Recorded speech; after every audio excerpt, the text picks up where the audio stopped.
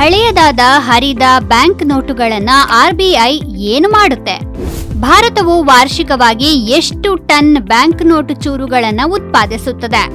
ಈ ಹಳೆ ನೋಟುಗಳ ಚೂರುಗಳನ್ನು ವಿಲೇವಾರಿ ಮಾಡಲು ಆರ್ಬಿಐ ಕಂಡುಕೊಂಡ ಹೊಸ ಉಪಾಯ ಯಾವುದು? ವಿವರವಾಗಿ ತಿಳಿಯೋಣ ಬನ್ನಿ.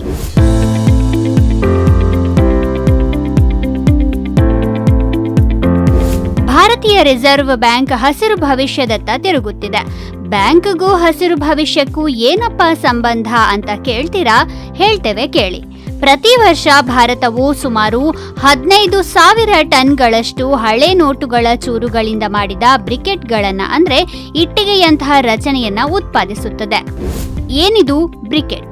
ಇವು ಸವೆದ ಕರೆನ್ಸಿ ನೋಟುಗಳ ಸಂಕುಚಿತ ಬ್ಲಾಕ್ಗಳಾಗಿವೆ. ನೋಟುಗಳಿಂದ ಅಲ್ಲದೆ ಅವುಗಳನ್ನ ಕಾಗದದ ತ್ಯಾಜ್ಯದಿಂದ ತಯಾರಿಸಬಹುದು, ಮರದ ಪುಡಿ ಅಥವಾ ಕಲ್ಲಿದ್ದಲಿನಿಂದಲೂ ತಯಾರಿಸಬಹುದು ಮತ್ತು ಅವು ಈ ರೀತಿ ಕಾಣ್ತವೆ.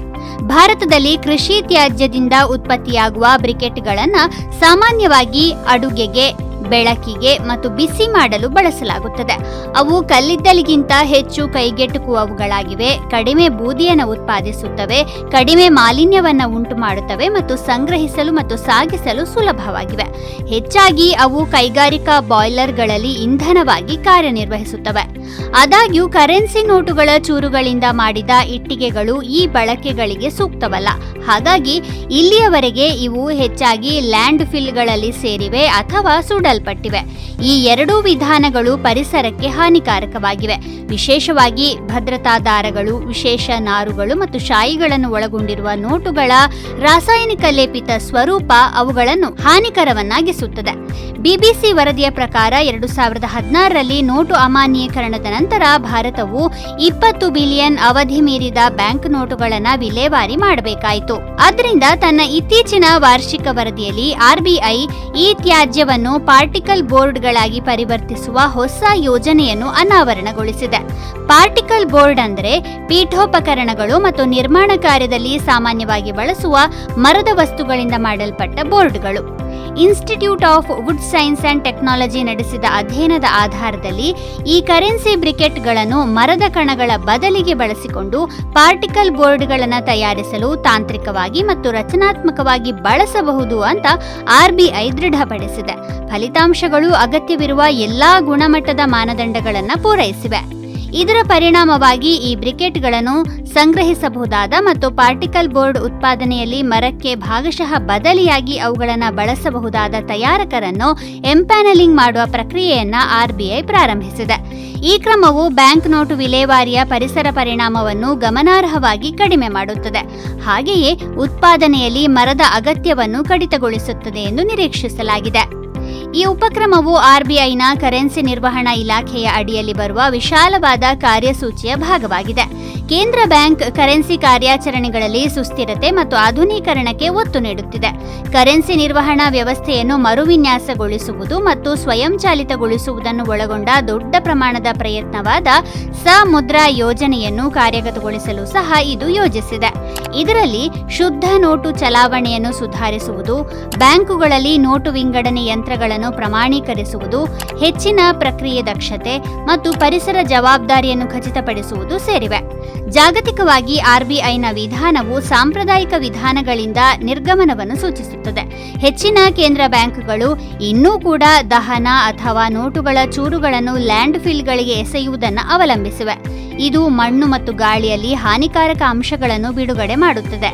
ಇದಕ್ಕೆ ವ್ಯತಿರಿಕ್ತವಾಗಿ ಉತ್ಪಾದನಾ ಕಾರ್ಯಕ್ಕಾಗಿ ಕರೆನ್ಸಿ ತ್ಯಾಜ್ಯವನ್ನು ಮರುಬಳಕೆ ಮಾಡುವುದು ಸುಸ್ಥಿರ ಅಭಿವೃದ್ಧಿಯೊಂದಿಗೆ ಹೊಂದಿಕೆಯಾಗುತ್ತದೆ. ಕರೆನ್ಸಿ ನೋಟುಗಳು ಅವುಗಳ ಎಂಬೆಡೆಡ್ ಭದ್ರತಾ ಲಕ್ಷಣಗಳು ಮತ್ತು ರಾಸಾಯನಿಕ ಸಂಯೋಜನೆಯಿಂದಾಗಿ ಅನುಚಿತವಾಗಿ ವಿಲೇವಾರಿ ಮಾಡಿದಾಗ ಹೆಚ್ಚಿನ ಪರಿಸರ ಸವಾಲನ್ನು ಒಡ್ಡುತ್ತವೆ.